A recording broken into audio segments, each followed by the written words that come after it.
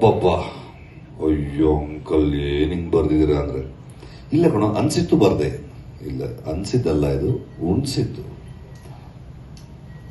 ನೀವು ಅನ್ಕೊಂಬಿಟ್ರಿ, ನಮ್ಗೆ ಉಣ್ಸಿದ್ರಿ ಅದನ್ನ. ಅಮ್ಮ ಏನ್ ಅಂಕಲ್ ಇದು, ಇಂಥ ವೈವಿಧ್ಯತೆ, ಇಷ್ಟು ತಾತ್ಯಾನ್ಮತೆ. ಒಂದು ಕಥೆಯನ್ನು ಓದ್ಬೇಕಾದ್ರೆ ಪ್ರತಿಯೊಂದು ಸಾಲುಗಳಲ್ಲೂ ನೀವು ಓದೋದನ್ನ ಒಳಗೆ ಕರ್ಕೊಂಡು ಹೋಗೋದಿರುತ್ತಲ್ಲ, ಆ ತಾಕತ್ತು ನಿಮ್ಮ ಲೇಖನಿಗಿದೆ. ನಾನು ಓದುಗನೆ.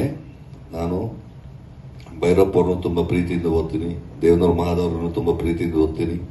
ತೇಜಸ್ವಿ ಅವರು ನನ್ನ ಮಹಾನ್ ಗುರುಗಳು. ಅವ್ರ ಹತ್ರ ಎಲ್ಲ ಇಲ್ದಿರೋ ಇನ್ನೇನೋ ಒಂದು ಸಣ್ಣ ಮ್ಯಾಜಿಕ್ ಫಾಸ್ಟ್ ಫುಡ್ ರವಿ ಅವ್ರಿಗಿತ್ತು. ಹಂಗ್ ಹೊಡೆದ್ರು ಏನಪ್ಪ ನಾವೆಲ್ಲ ಎಗರೇ ಬಿಟ್ವಿ, ನಮ್ಮ ಜಾಯಮಾನದ ಮಕ್ಕಳು. ಅಮ್ಮಮ್ಮ ಇಲ್ಲ ಕಣಯ್ಯ, ಇದು ಓದ್ಬೇಕು. ಆ ನಿಟ್ಟಲ್ಲಿ ಇವನ್ ಬಂದ, ಕಿಟ್ಟಣ ಅವೇಶಗಳು ನಾ ಸಿನಿಮಾ ಮಾಡಬೇಕು ಅಂತ. ಓಕೆ, ರೈಟ್ಸ್ ತಗೋಬೇಕಲ್ಲೋ, ಎಷ್ಟಂತೆ? ಈಗ ನನಗೆ ಗೊತ್ತಿಲ್ಲ ಕಣಪ್ಪ, ಅದೇ ಹಣಕಾಸಿನ ವಿಚಾರದಲ್ಲಿ ನಂದು ನಮ್ಮ ಒಂದು 2. ನೀನು ಹೋಗು ಕೇಳ್ಕೊ, ಅದೇನು ಮಾಡ. ಇವನ್ ಕಂಡ್ರೆ ನನ್ನ ಹೆಂಡತಿಗೆ ತುಂಬಾ ಇಷ್ಟ. ಅವಳು ಕಳ್ಳಿ, ಕಿಶನ್ ನೀನ್ ಮಾಡ್ತೀಯಾ? ಸಾರಿ, ಸಿನಿಮಾ ಮಾಡದ್ಮೇಲೆ ಸಬ್ಸಿಡಿ ದುಡ್ಡು ನಂಗೆ ಕೊಟ್ಬಿಡು ಅಂತಲ್ಲಂತೆ. ಇದಕ್ಕಿಂತ ದೊಡ್ಡ ಆಫರ್ ಬೇಕಾ? ಹ್ಞೂ ಕಣಪ್ಪ, ಆಯ್ತು ಕೊಡೋದು ನಡಿ, ಕಮಿಟ್ ಮಾಡಿಸ್ತಾ ಇದ್ದೀನಿ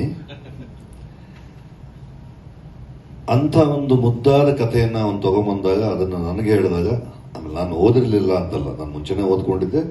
ನನಗೂ ಆಸೆ ಆಯ್ತು. ಅದರಲ್ಲಿ ಇನ್ನೊಂದು 7-8 ಕಥೆಗಳಿದ್ದಾವೆ. ಒಟ್ಟಾರೆ ಅದು 16 ಕಥೆಗಳು.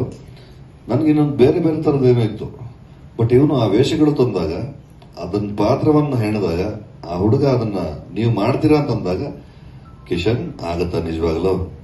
ಇಲ್ಲ, ನೀವು ಮಾಡ್ಬೋದು, ನೀವು ಮಾಡಿ ಅಂತಂದಾಗ ಪ್ರೀತಿಯಿಂದ ಮಾಡ್ತಾ ಇದೀವಿ. ಗಾಡ್ ಬ್ಲೆಸ್ ಯು, ನಿಂಗೆ ಒಳ್ಳೇದಾಗಲಿ. ನಮ್ಮ ಮಾವನಿಗೆ ಇವನ್ನ ಕಂಡ್ರೆ ತುಂಬಾ ಇಷ್ಟ.